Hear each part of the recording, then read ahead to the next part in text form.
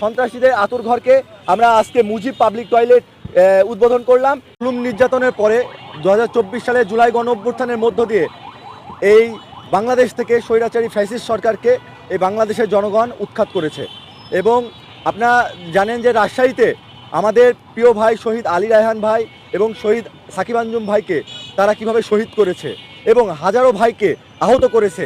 এবং এখন পর্যন্ত আমাদের এক ভাইয়ের মেরুদণ্ডের হাড়ের ভেতরে গুলি রয়েছে এবং ডাক্তার বলেছে যে ওই গুলি বের করলে তিনি মৃত্যুবরণ করবেন।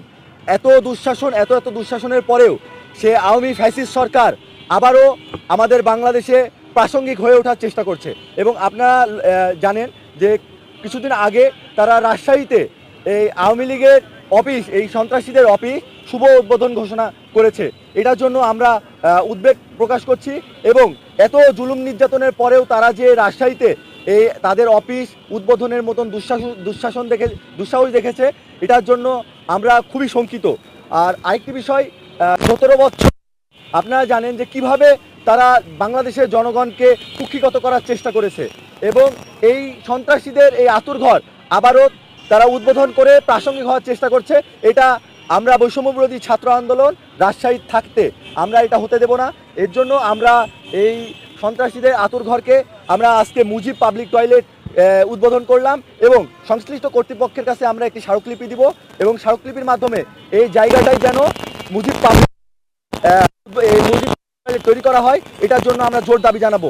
আর আরেকটি বিষয় হইল, এই জায়গায় আপনারা জানেন যে বাংলাদেশের আবহাওয়াতে একটি অন্য আমাদেরকে বার্তা দেয় যে আমার জায়গায় যদি আমি 6 মাস বা 1 বছর না থাকি তাহলে ওই জায়গাটা অটোমেটিক অন্যজনের হয়ে যায়, কারণ ওই জায়গাটা দখল হয়ে যায়। আমরা শঙ্কিত এই জায়গাটা আবারও কোনো না কোনো কারো কাছে দখল হয়ে যাক। আমরা চাই এই আবু জেহেলের জায়গাটি, আবু জেহেলের বাড়ি যেমন পাবলিক টয়লেট বা টয়লেট হিসেবে তারা নির্মাণ করেছে, আমাদের এই বাংলাদেশের আবু জেহেলের এই অফিসটি যেন আমাদের এই রাজশাহীর জনগণের ভালোর জন্য এখানে পাবলিক টয়লেট নির্মাণ করা হয়। এটাই আরেকটি গুরুত্বপূর্ণ বিষয়, এটি অন্য প্রাসঙ্গিক যদিও আমি তারপরও বলি যে আপনারা জানেন যে গণভোট নিয়ে একটি চক্রান্ত চলছে বাংলাদেশের জনগণের রায় নিয়ে।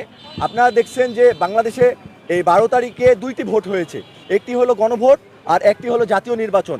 আর এই 2টি ভোটই কিন্তু বাংলাদেশের জনগণের রায়ের মাধ্যমেই বাংলাদেশে হয়েছে আর কি। কিন্তু আমরা লক্ষ্য করে দেখছি একটি জনগণের রায়কে তারা সংসদ পর্যন্ত নিয়ে যাচ্ছে এবং একটি জনগণের রায়কে তারা হাইকোর্ট দেখাচ্ছে বারবার।